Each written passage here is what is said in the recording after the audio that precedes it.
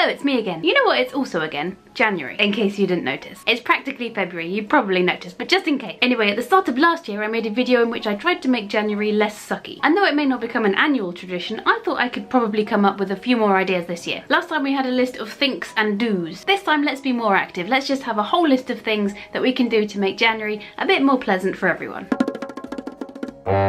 Number 1, try taking a different route to work. How much you can change your route will vary, but just shake it up a bit.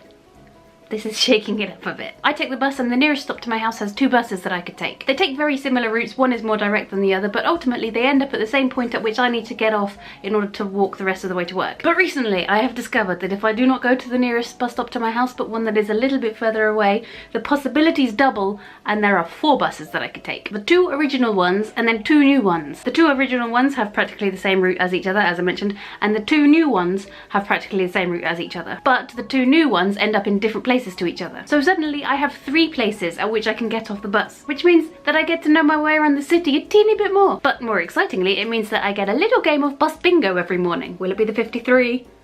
Or the 172?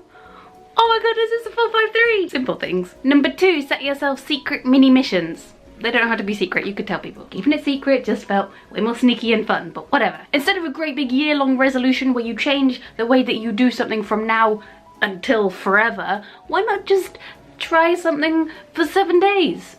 See how you go. At the end of the week, if you like it, you can carry on, but if you don't, change your mission. Mini missions could include phoning up a friend or family member for a chat, writing a poem, or a really short story, not looking at work emails outside of working hours, following a different diet, like a vegetarian or a vegan diet, speaking to a stranger, not like down a dark alley, more like striking up a friendly conversation with the guy at the coffee shop or the girl at the bus stop, but also knowing when to stop the friendly conversation so that you don't become the creepy conversation person. Such a fine line to tread. Number 3, immerse yourself in something. A book, a film, a podcast, a play, a large body of water, and don't do anything at the same time. No flicking through social media or having a half an eye on something else. Just focus on that one thing, because if you can't make January better, at least this way you can escape it for a while. Number 4, treat yourself. I think that part of the reason that people sometimes find January depressing is because it follows a month of so many treats. You need to wean yourself off that. You can't go cold turkey. Turkey was not the right choice of words. You could probably go cold turkey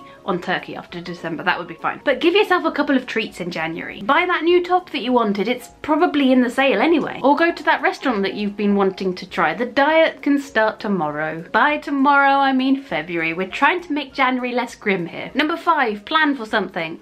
Like the apocalypse. No, like for a holiday or a staycation later in the year. Now, it's important to note that I do not believe in wishing time away. I don't really like the idea of having something on the calendar and crossing off the days as they go by. But I do appreciate that looking forward to something is exciting. And actually the planning part is often very exciting. I would say that. I basically plan stuff for a living. If a production manager's role could be summarized in a couple of words, I reckon that planning stuff covers it pretty well. Anyway, once you've got something planned and in the diary, all you normal people can put it on the calendar and cross off the days as they go by. And finally, try this tea. This tea. Focus. Focus. This tea. It's tea, but it tastes like toffee apples. People. Toffee apples. If the mere thought of that doesn't cheer you up, I don't know what will.